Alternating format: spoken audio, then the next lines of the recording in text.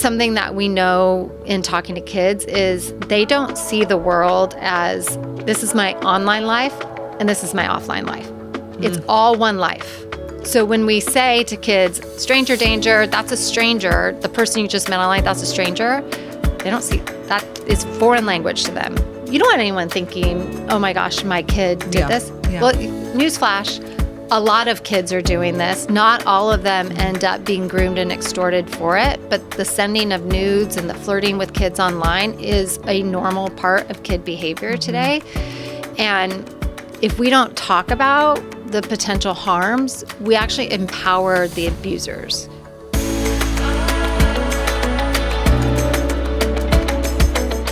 Before we begin, I want to let you know that today's conversation touches on online child sex exploitation.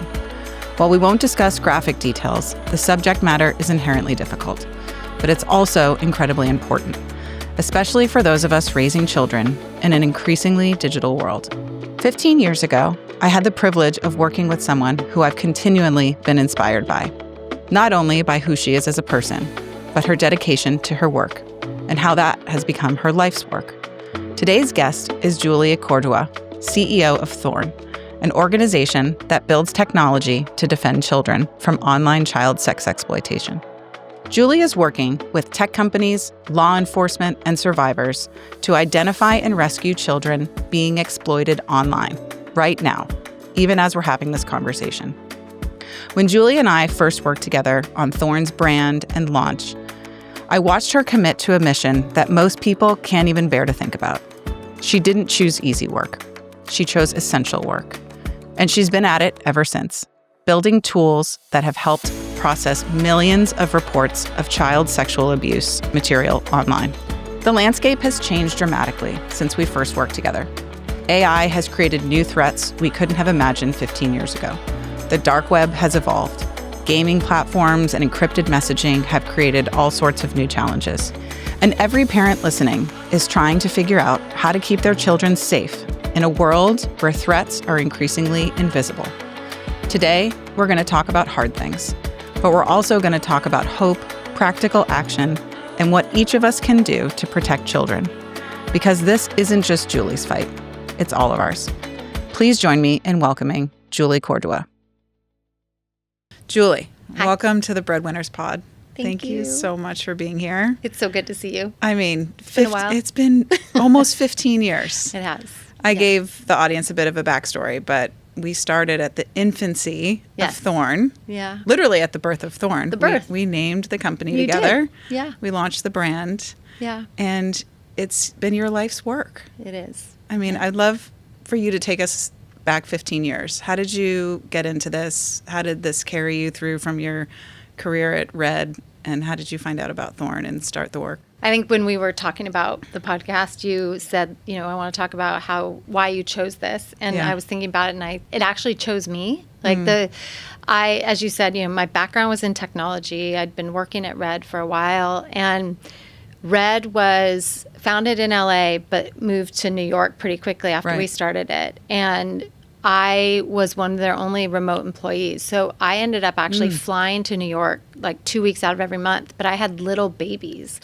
And I remember I did it for like 3 years. And when I had my second child, she cried a lot, but she would come with me on the airplane. My mom would come and help take care of her. But I would work all day and then be in a hotel room with her all night while she was screaming. And I'd be up, and I remember coming home from one trip thinking, I can't do this anymore. I can't travel and not doing anyone any favors. And so I thought, I actually want to kind of take a step back from the corporate world is what I was doing when I took this job. And a friend of mine, you know how you do when you're looking to switch jobs. I reached out to friends and I said, hey, I'm looking to take a step back. Do you know of anything, maybe smaller? And a friend of mine knew the founders of, at the time, what was this organization, and said, hey, I know some folks who are starting a charity. I think you should interview with them. And I said, I've never worked at a charity in my life. I don't know why would I do that. But they said, I think you could be helpful here. And I interviewed, and I thought, this is really meaningful work. And at the time, it was going to be very small. And kind of contained. And I thought, I can be helpful in this mission. Like every skill I've ever learned through my business career can be applied here. Yeah. But I thought it was going to be a teeny tiny thing contained.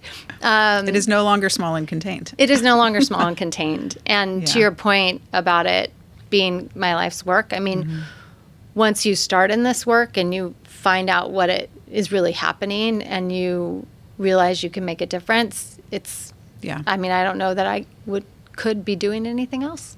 How did you transition into it? This isn't like, to your point, a regular tech job where you start on your first day. I mean, this is hard stuff. Yeah. And you had little kids when you first started.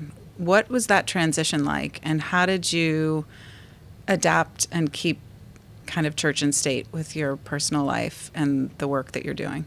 I didn't know what I was getting myself into, to be honest. At the time, I was joining an organization to work on, at the time it was defined as child sex trafficking. And we were looking at the intersection of technology and child sex trafficking. And I knew a lot about technology and the internet. I did not know much about trafficking. And I had heard through the interview process, right, that children were being bought and sold for sex on escort sites in the United States. And I didn't know what that was, but I knew they were legal. And I thought, well, if I'm going to be effective in this job, I need to understand what it is. And I wouldn't recommend this at home, but I went on to the escort sites. And I did you're just like, what is going on? Yeah. How does this exist? How does this exist? And it's fully legal. And what I was being asked to do was try to find out of the people on these sites who were children. And so I started looking at the pictures and and that hit, like, you can tell. Yeah. Like, who are kids? And my eyes were open to just like a part of the world that most people don't see. Those first few years where I was like angry and I would sit in meetings, people would say, well, we're talking about child sex trafficking. And I know you gave a health warning at the beginning of this, but I said, no, we're not. We're talking about child rape. And people would be like, you can't say that. I'm like, I can't say that? I'm sorry. Like, why are we trying to put a facade on this? And so over the years, I've learned how to be more diplomatic and use the terms that we're supposed to use. But I think maybe that's what's helped me in this is I had a lot of shock and awe of just like disgust and what are we doing as a society if this is what is happening? And so I didn't learn how to balance it very much in the beginning. Yeah. But it probably drove me. Well, there's been a big evolution of Thorn's work. So for those who aren't familiar, maybe take us through Thorn and your mission and how you use technology for good to combat the technology that's bad. So we focus on, now we've evolved over the last 15 years, how to address child sexual abuse in the digital age. So while we started 15 years ago focusing on specifically technology and trafficking, we've continued to focus on technology, but kind of broadened our lens because the world has changed to looking at how do we use technology to combat all forms of child sexual exploitation. And it starts first with research. We do a ton of research with kids to understand what they're experiencing online. And then we get into how do we look at technical innovation in this space. So when we started, and that's actually, those two things are where we started. We didn't have products until later. It was really, I mean, if you think back to 15 years ago, the iPhone had just come out. Social media was just emerging. When we said we were going to focus on the intersection of technology and child sexual abuse about 2 years into the organization, a lot of people said, is that even a problem? Right? And today would be a different reaction. And so one of the issues we saw was that there was no commercial incentive for the best tech minds in the world to think about solutions for this because there wasn't money to be made. So that was a perfect place for a nonprofit to come in. If you don't have market dynamics, then a nonprofit can come in and say, let's use philanthropic dollars to try out some innovations and see if they'll work. Well, we started just doing research in tech innovation, and we thought as we find solutions, someone in the market will take it and grow it. Some company that's way smarter than us, small little nonprofit, will grow these products and make sure that they protect all kids. And as we've started finding innovations that worked, we realized there wasn't anyone to take it. And so we became a product organization. And over the last 10 years, we now build and scale the systems that detect child sexual abuse material across a lot of the open web, a lot of the apps that we use every day, and then a lot of the law enforcement, like 48 countries use our software to help find kids who are being abused online. So I want to unpack that a little bit because 15 years ago when we were working together, you were building the tech task force. How does that exist today, and what is your relationship like with the big tech companies? Yeah, it's evolved a lot. Yeah. So kind of pulling on that thread of when we started, like right now you hear a lot about trust and safety teams at tech companies. Right. 15 years ago, that didn't exist. Right. That wasn't a job title. There were no trust and safety teams. There were a smattering of engineers that were being tasked with find this toxic content and get it off our platforms, but don't tell anyone it's there because that would look really bad. Yeah, it's taboo. Oh, yeah. So we started something called the Tech Task Force that brought together those engineers who felt actually pretty isolated at their companies into a room behind closed doors and said, let's talk about this. Like, what are the issues? What could we build that could make it better? And that was actually one of the things that helped us realize that they weren't going to build it because it wasn't Facebook's job or Google's job to secure the whole internet. It was their job to make their platform safer, which gave us the idea that there has to be someone whose job it is to help protect kids. Sure. And so that task force was together for maybe 5 or 6 years. And it's evolved over time and to where now we actually build software for nearly 100 companies, and those companies we consider our partners in this. And so it's a lot broader. There's a whole discipline around trust and safety. And I would say our community is bigger. And now there's language around it too, right? Is the companies know it's an issue, regulators know it's an issue, parents know it's an issue. And so we just have a much more open public discourse about what's happening. How has AI changed the landscape of all of this? I mean, in the last 3 years, it's literally at our fingertips where we can have AI write our business plans. But obviously, this is a much deeper issue when it comes to child sex exploitation. Yeah. So what is the work that you're doing now with the teams who are building AI and everyone who's using it? What does that look like? I mean, this world has changed so quickly in even just the 15 years, but if I just look at the last 6. Yeah. So I would say 6 years ago, 7 years ago, what we were focused on was finding the images and videos of children being abused and taking them down. And so that meant a child had to live near or with an abuser for that to happen. That's one challenge, and it's toxic content, it's horrible, and it breeds communities online that you don't want to exist. Right. And that was our mission. Then we actually had another step where COVID hit and we put every kid and every perpetrator online. And now all of a sudden you didn't have to live near or with an abuser. You could be groomed online. We saw skyrocketing rates of sextortion.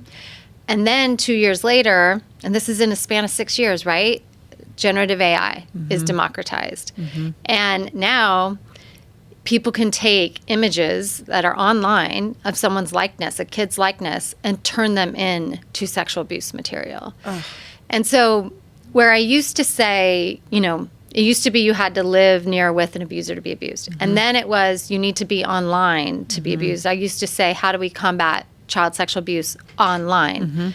Now, a kid doesn't even have to be online to potentially be a victim of this type of abuse. And so 1, the harms are magnified.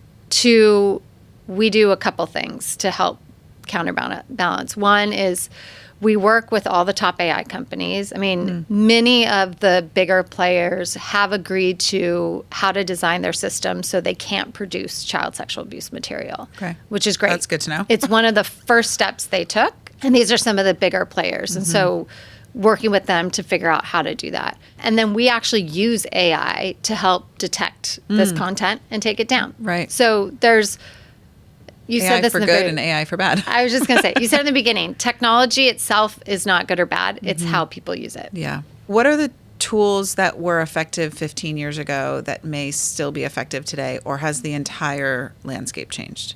There's some basic technology that was effective back then. So the way you find this content is if you have seen an image and you know it's abuse, you take a fingerprint of it, and then you can go look for it everywhere else. So that's still the foundation of how we find bad stuff. But what that does is it just finds abuse you've already seen. That exists.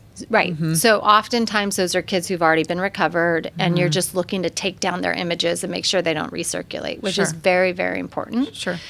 But you want to actually find new abuse, and that's where AI comes in. So being able to predict, is this an image or a video of abuse, and signal on that. And that's where a lot of progress has been made in the last 6 years. And we're now finding more and more abuse, and that can lead to recovery of children who are in active abuse today, which all parts of it are important. Yeah. But that's very important. Where's the baton pass from what Thorn does into other programs? To your point about child recovery, and to understand there's a full 360 picture of what is going on behind the scenes. Where does Thorn kind of stop and say, this is where we end our work, and here's where other potential organizations come in?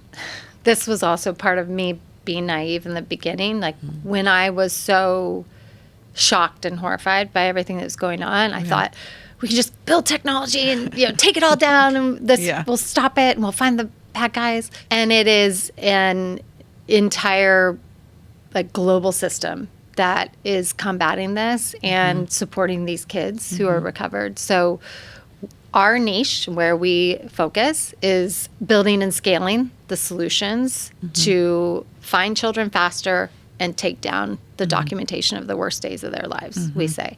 And so you can think of us as like internet infrastructure. So the world's law enforcement uses us to help find the children, and the world's tech companies use us to keep their platforms safe or stop abuse. Right. And then I would say that area of intersection of technology and abuse is where we specialize. So we also publish a lot of research and insights, because what we want is the rest of the ecosystem to understand what's happening. Right. So we don't do the investigation. So one of the baton passes is a tech company can use our software, but they have to have a trust and safety team that then reviews the content, adheres to the laws in their jurisdiction of once I find bad content, I have to report it to law enforcement. Right. They do all of that. Okay. And then for law enforcement, they still have to run an investigation, right? We help them narrow, we find a needle in a haystack, and they have to go get the search warrant, do the due process, arrest the perpetrator, recover the child.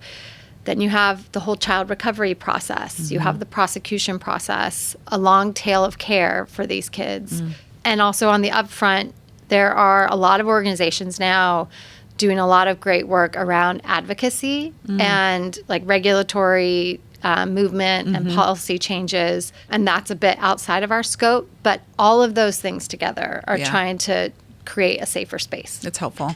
For kids. And I'm asking very detailed questions because I think it's really important for the community to understand the things you don't want to hear, right? Yeah. So help explain a little bit more about the dark web versus the open web, because I think it's easy to turn a blind eye to those things. Yeah. And for all of us who are raising littles, and now you have teenagers, help us understand what all of this is and what is the difference between those two things. I've had a lot of eye-opening moments in this work. That was another eye-opening moment. It was 2012 and 11 when I was first starting in this work, and I was out meeting law enforcement. And I thought when I would go meet them and just ask, what are your cases like? Help us understand how we can be helpful, that they would share with me maybe some of the cases I'd seen in the news or something. Yeah. But there was one federal agency that said, we also want to share something with you confidentially that we're seeing a lot more of, and we don't know how to combat. And that was the first time I'd heard of the dark web, which is a fully anonymized part of the internet that most of us don't know about. And so I'd heard about it, and they said, there's these forums on this part of the internet that are 100% dedicated to child sexual abuse. And I was like, wait, what? Why don't you just go take them down? Right. If that's what they're doing. Right. And they said, well, it's fully anonymized. Like this, I can explain how that was built later.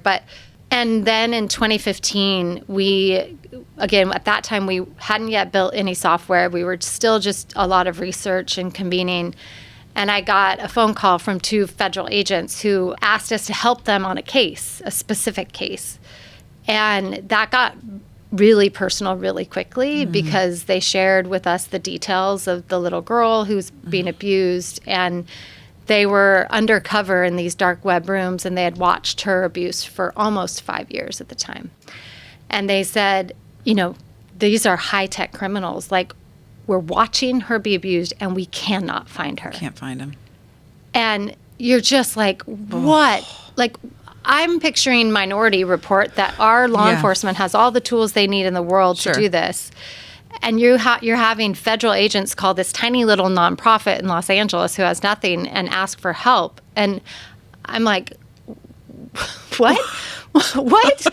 But that spurred us. Like, that was part of the impetus for us to say, there's got to be better tools for law enforcement. This is ridiculous. I mean, we've got tools to fight all kinds of crime where the victims can go testify before Congress. These children cannot testify before Congress, but someone's got to build this. And so the dark web is still happening today. It is a place that is 100%, well, there's a lot going on in the dark web, but in this crime, where websites can exist that are 100% dedicated to the sexual abuse of children, and you often see the most egregious kinds of abuse there for all of the reasons you would assume. But it doesn't mean it just happens there. Like, we now have the open web where I talked about what COVID did, and you've got children and adults mingling, and we see abuse there as well. And so it's not contained. I'd like to now move into how we can empower parents and the community, because I think most people, including myself listening to this, it is almost paralyzing. And my next thought is, how can we help? One, how can I protect my children, and how can we protect the community? What roles can we play? So maybe we start with, what does this look like in your home when you're educating your children, when you're allowing your kids to have cell phones? You almost only think about online bullying. I don't want my kids to get bullied. This is so much worse than bullying. But it lives in that same world of tech for bad. Help us maybe give a couple points on what parents can do, or things that they can look out for. I know. I feel bad when I talk. I do feel like I paralyze people. But it's important to not normalize this conversation, but to educate. And that's the whole point of why the Breadwinners exists, is to talk about hard things. Right? This is not the over-curated social media feeds. This is talking about hard stuff that will make you a better parent. And people deserve to know about this. I actually spoke at a school this morning, so I talked just about this. Of the first thing I suggest, and actually research shows, is to have these open conversations with kids and start them way before they have a device in their hands. Like, what's way before? Like my daughter's 5. Does she have access to any internet-enabled device? She has an iPad. So starting age-appropriate conversations now. And some people say, well, I don't want to ruin their innocence.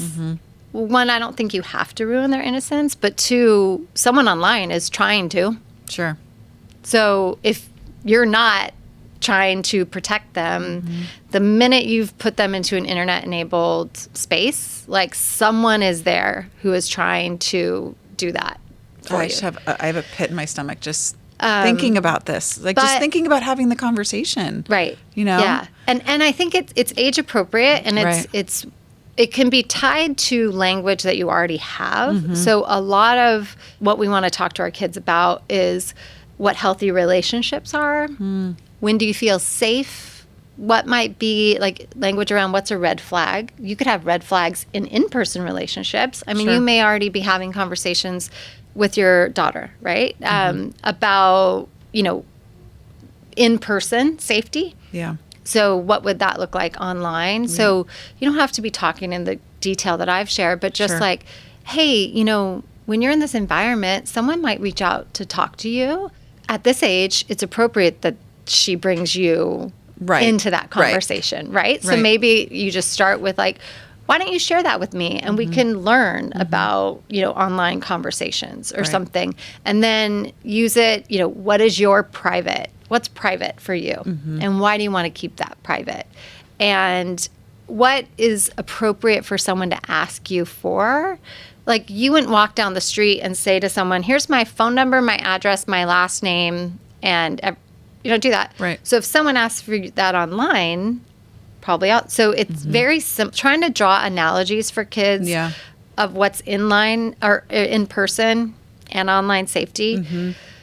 Something that we know in talking to kids is they don't see the world as this is my online life and this is my offline life. It's all one life.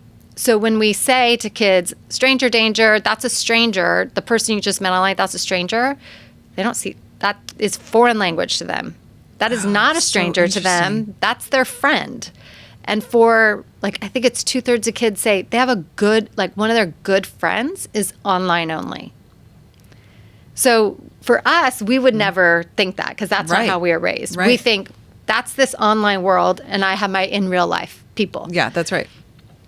Fully blended. And so we kind of have to honor that, but help them figure out how to navigate it. So if there's one thing, it's the conversation and it's starting, oftentimes people say, I want you to come speak at my kid's school. I'm like, what age? High school. I'm like, oh gosh, way too late. Junior high. Well, maybe, but I'd really this morning I talked at a K through 8 and that's the time. Because even if you are a no technology, no internet, their friends have technology, they probably have older siblings with technology, or they're watching you every day, or they're watching us use our devices. Yep. And so it's just a conversation that needs to be had. My friend Carly's here and her daughter, I was just saying, her daughter's 10. I said, oh, does Damon have a cell phone yet? She's like, oh, she just got an Apple Watch. So it's like these steps to starting to bring technology into their lives. Yeah. But when they start to get into middle school, it's usually when they, get the freedom to have a cell phone. Yeah. But what's the middle school conversations? Because I think a lot of parents today really do monitor phones. What do parents need to look out for on the phones? Like what is it? How does it manifest? How does it show up? Oftentimes there's what seemingly could be healthy that quickly turns into unhealthy. So a lot of friends that you don't know in real life, but again, sometimes those are really their friends. So it's really about a conversation about what is a safe communication and what's not. Because, just really quick on that, because a lot of them are pretending to be younger people, right? Yes. Yeah. Yeah. That's how sextortion happens, right? Someone will pretend to be a 14-year-old girl and entice a boy to send a naked image and then threaten them.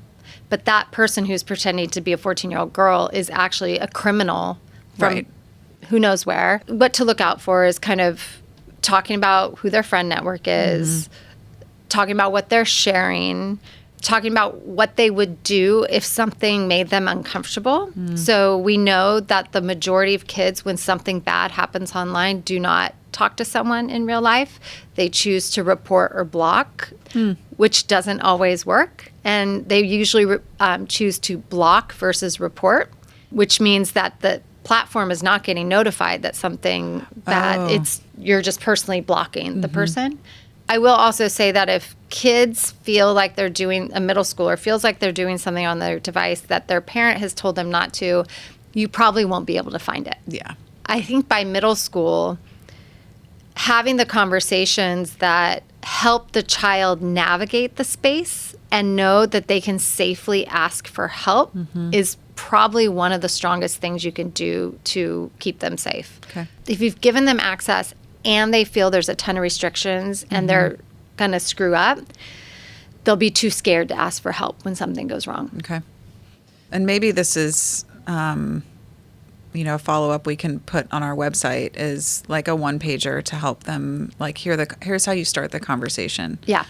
We have a link on our website where you can actually kind of choose how old your kid is and choose how comfortable you are talking about difficult subjects. Oh, nice. And it'll give you kind of some prompts to start that conversation. Okay. But what are some warning signs that parents should be aware of, either based on how their kids are acting, or when they're monitoring their phone, are there things that they should be looking out for? Yeah, I mean, one warning sign is kind of a behavioral change. Like for a lot of kids or families I've met where the child has been groomed or is being enticed online, they share, that they start to see the kid pull away, isolate further, self-harm. Perpetrators do know where to find vulnerable children. So they will... How? I mean, they will look for groups online where you have kids who are talking about being lonely, depressed, having eating disorders, and they will prey on those groups.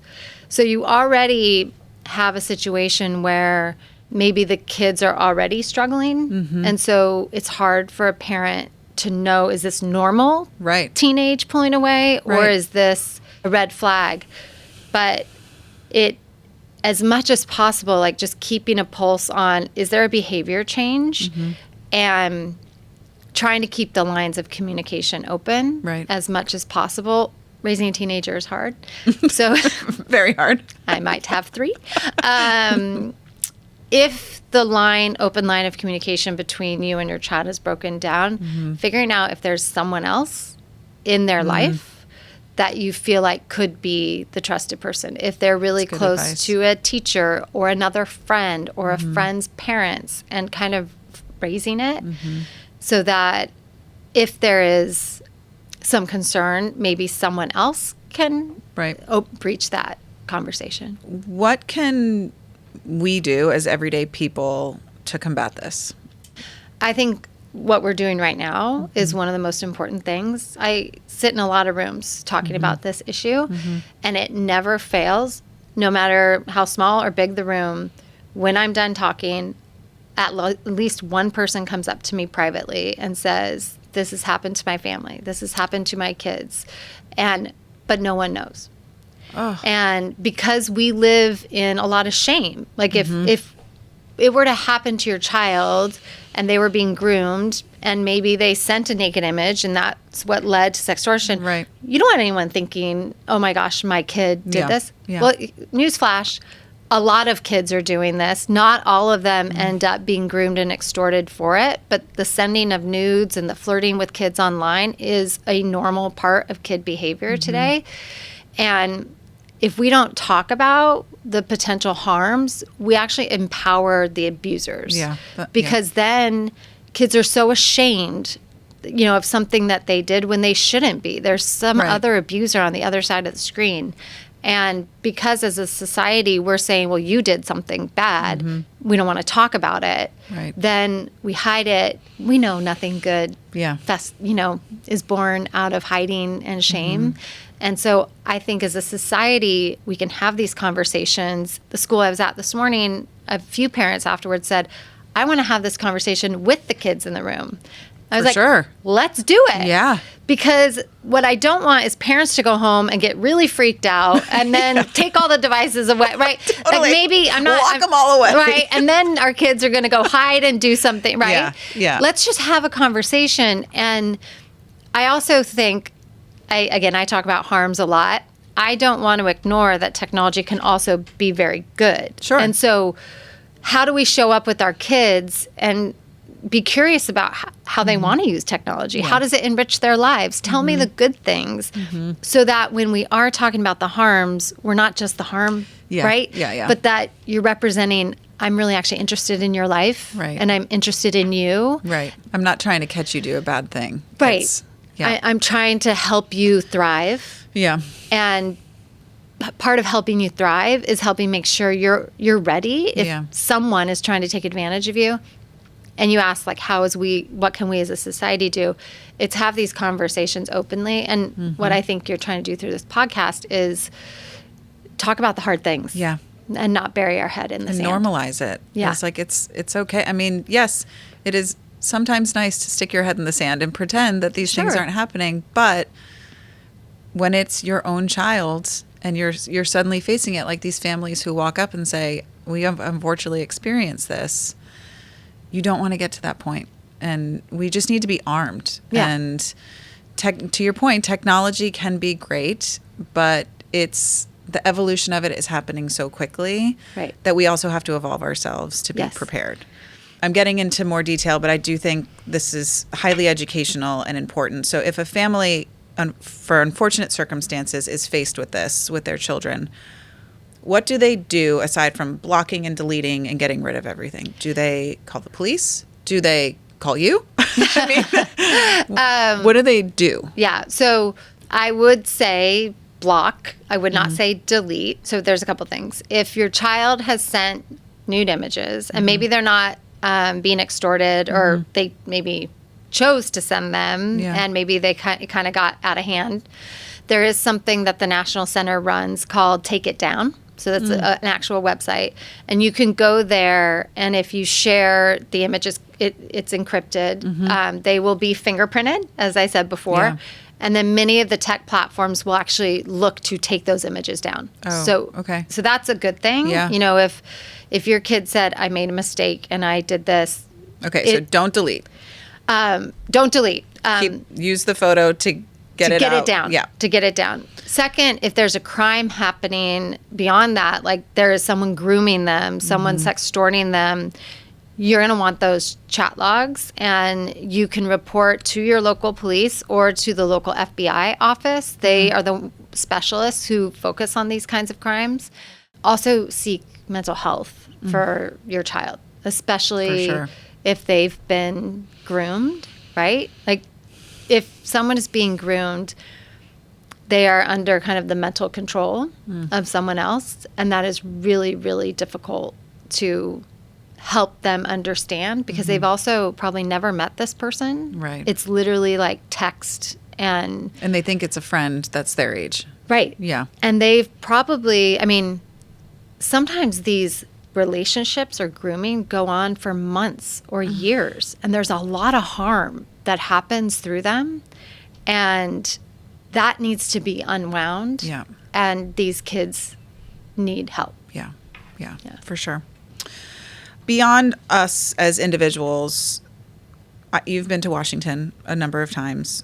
What policy changes are you fighting for? What have you won so far? And what do you feel like still needs to happen? Well, there was an immediate push over the last 2 years, which moved really quickly, which was making sure that our statutes and laws were up to date to make synthetically generated child sexual abuse material illegal. Great. So that lawmakers moved pretty quickly to button up any holes on that. So that's a good one. For the tech platforms, something that we would like to see is transparency. Yeah. So, and that is just basically asking, like, let's be public about how you design your systems. What child safety measures do you have in place? How are things designed? And also what tools do you have in place for kids, you know, to protect themselves? Australia is doing a lot in that. They actually have something called an e-safety commissioner who gets to design specifically laws around online safety. That makes sense. Every country should have that. Right? Yeah. And she has powers to kind of demand transparency from companies that operate in Australia. So it's really interesting. I think maybe they've issued 1 or 2 reports so far in the last few years. And it's really interesting when you see, you know, what are these companies doing? And I think before we get into a lot of other spaces, just basic transparency would be great. We're seeing it in the EU when it comes to AI. Like they're enacting some laws to require AI companies kind of talk about how their models are trained and things like that. And there's some child safety measures in there. And I think we have a ways to go in the U.S. You kind of live in 2 worlds for this interview. You are a breadwinner in your own right and a dear friend, but also we have this portion of our podcast called the Expert Series. So obviously the last half hour or so has been about the Expert Series, which is educating our community.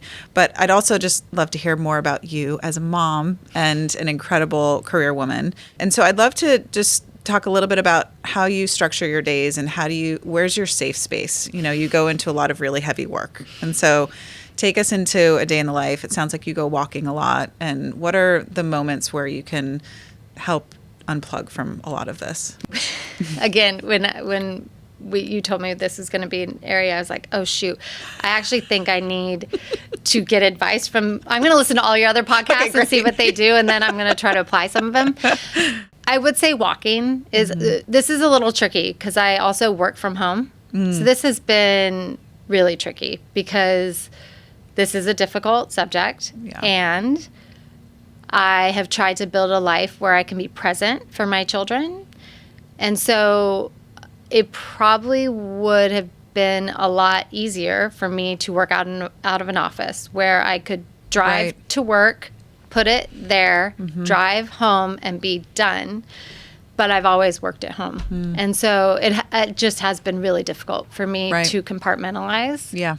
I would say lately it is long walks, just getting out of the house and listening to a podcast. Yeah. Yeah. So I'm going to listen to all the other ones and get some, separation tips. Do you, maybe it is walking, but do you have a self-care practice that's your non-negotiable? Walking. Walking. I would say, I mean, this one might be funny, but I think Korean skincare? Korean skincare. Yeah, I did have to, yes. I'm a great napper. Oh, that's a great non-negotiable. Yeah. Everybody should have that. Yes. I think I developed it when I had kids, right? Yeah. When you're already exhausted. And I know some people were like, oh, I could never nap when the baby's napped. I always clean the house. I was like, oh, no, I napped. Napping. I napped. And now I have teenagers and I'm like, I still deserve a nap. And especially if you had a child who was not a great sleeper. Yeah. I mean, so there's the kind of two audiences for the breadwinners. One is the women who are moms already, and then there's these hopeful, aspiring breadwinners who are listeners as well, who are these women in their careers who hope to be moms someday, who I found out a lot of them are like, wait, I want in on this community. Like, I want to learn from all of these women. So let's go back to you working at Red and traveling across the country and bringing your baby and being up all night. What would you have done differently, and what is your advice to the young moms, the new moms, and the moms to be for a kid who doesn't sleep and you're working? Oh, God.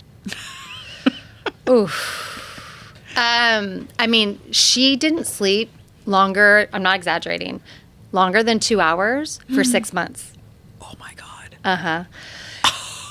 I learned through that experience why sleep deprivation is a form of torture. It is. It really is. Yeah. It almost took me, that was not healthy. Oh, wow. It was not good. I would say the best thing I did was I had great help. So we had a caretaker, a nanny, who all she ever wanted to do was hold babies. And I was like, good morning. I haven't slept all night, but you take and hold this baby, because she would sleep if she was being held, but still not longer than 2 hours. I'm going to go back to bed. And so I just find help. Don't be scared to ask for help. Yeah. And don't say no when someone says they can help. Yeah, it's a really good point. It's not easy. No. It's not for the faint of heart. And it compounds. Yeah. It really, you look back and you're like, I can't believe I lived through it. And it feels like a moment in time, but when you're in it, it feels like eternity. Yeah.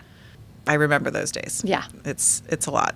So we have a section called Breadwinner Artifacts, where I have you bring in things that represent you as a mom, you as a career woman, you as a beautiful self. And I would love to start with a couple of those things. What did you bring in for artifacts? Both of mine are work related, actually. Okay. I actually had a third, but in true mom style, I was trying to find it as I'm driving here. I was not looking at my phone as I was driving, but I might have been.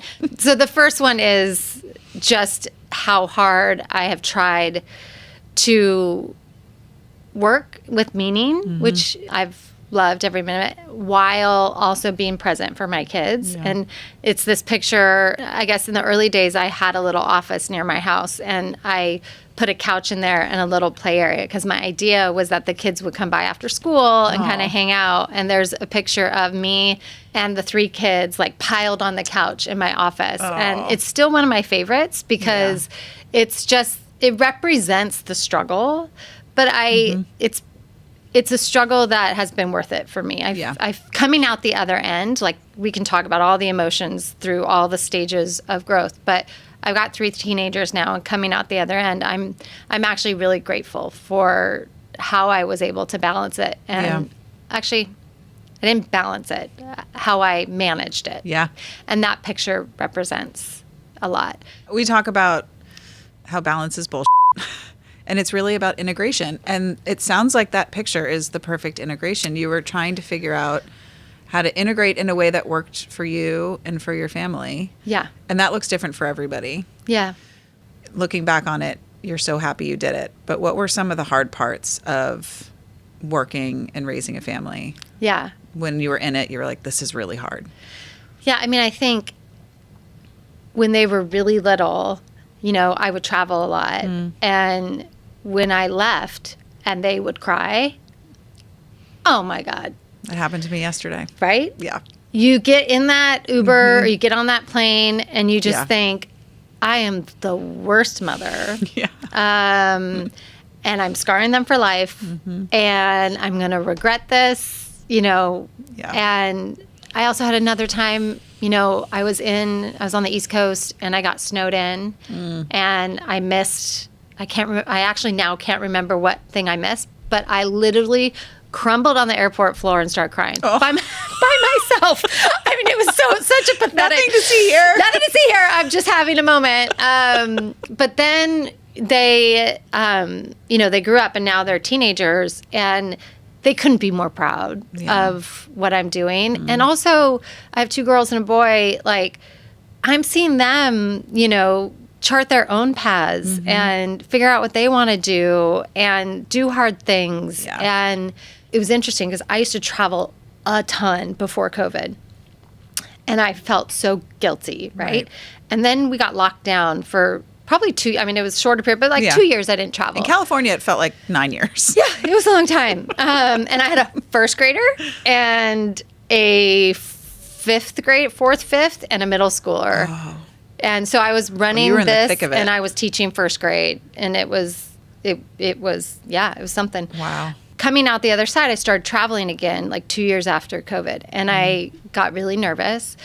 And I said to the kids, at that time I had a high schooler and another middle schooler and, you know, maybe a third grader, fourth grader. And I said, hey guys, I'm going to go back to traveling. I know like it used to be a lot. And I kind of had this whole conversation and they kind of just looked at me like, you used to travel?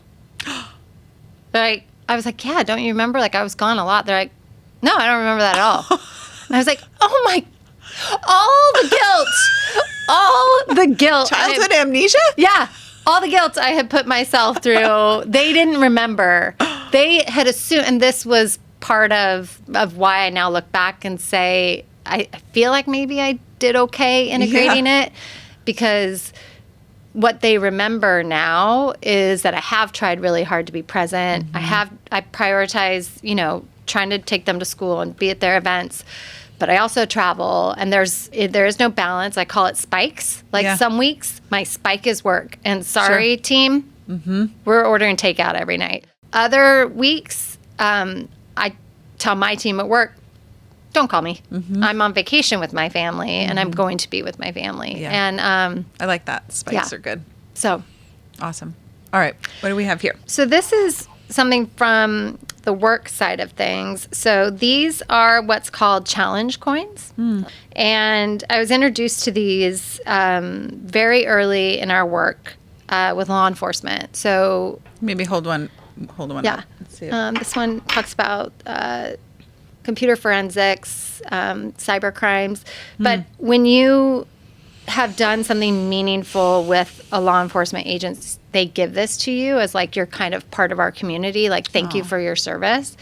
And we got one of these 10 years ago when we actually didn't help on that case that we were asked to help on, but out of that case was born software that today has helped recover thousands of children. And these remind me, we build software, but what we really do is we serve, you know, there's these amazing law enforcement agents, and I would even say the trust and safety teams, who every single day see the worst of humanity. I mean, what they have to view and what they have to do it's horrible. Yeah.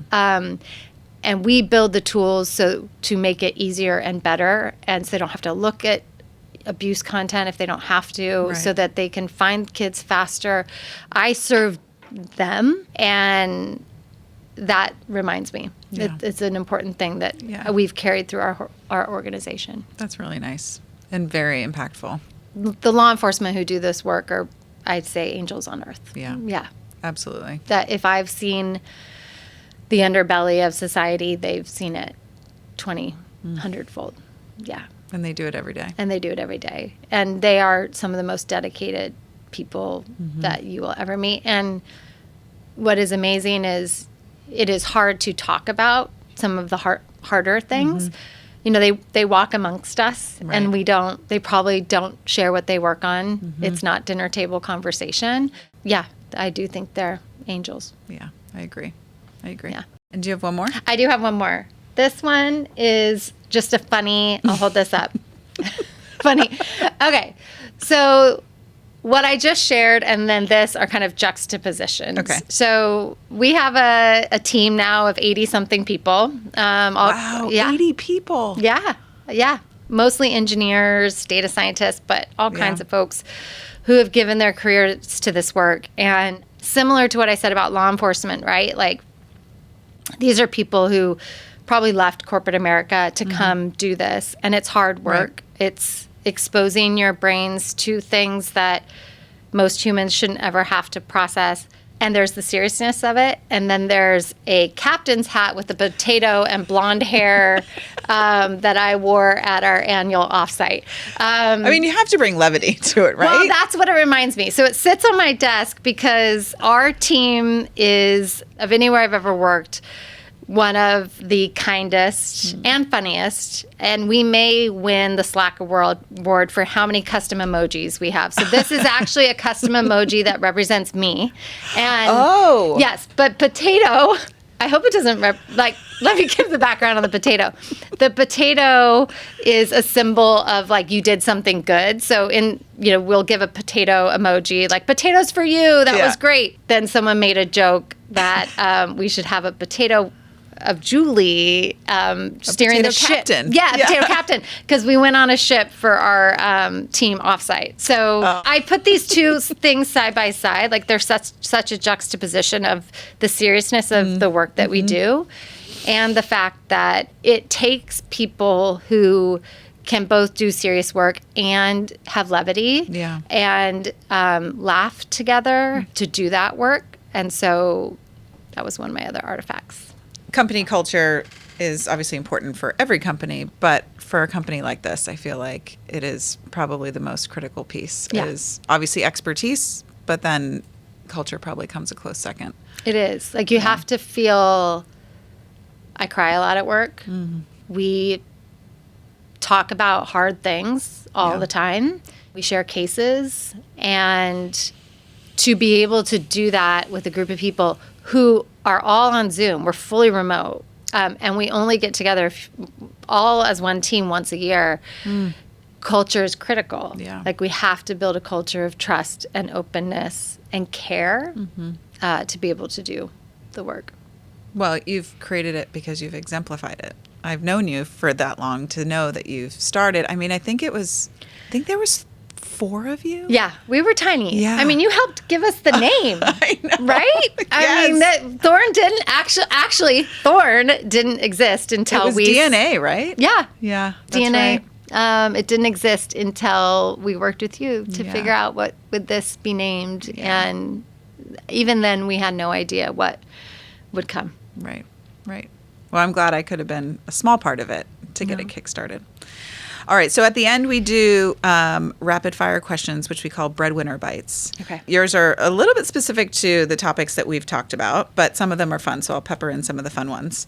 What is your superpower as a mission-driven leader in one word when you think about your team and what you're doing? Empathy. That feels right. What is the biggest myth about online child exploitation? That it can't happen to me or my friends. Right. If you could tell your younger self from 15 years ago one thing, what would it be? Give yourself grace. I still have to remind myself of that. Yeah. And then the last part, which is my favorite question, is what was your last text to your husband? Oh, gosh. Did you call the rodent guy?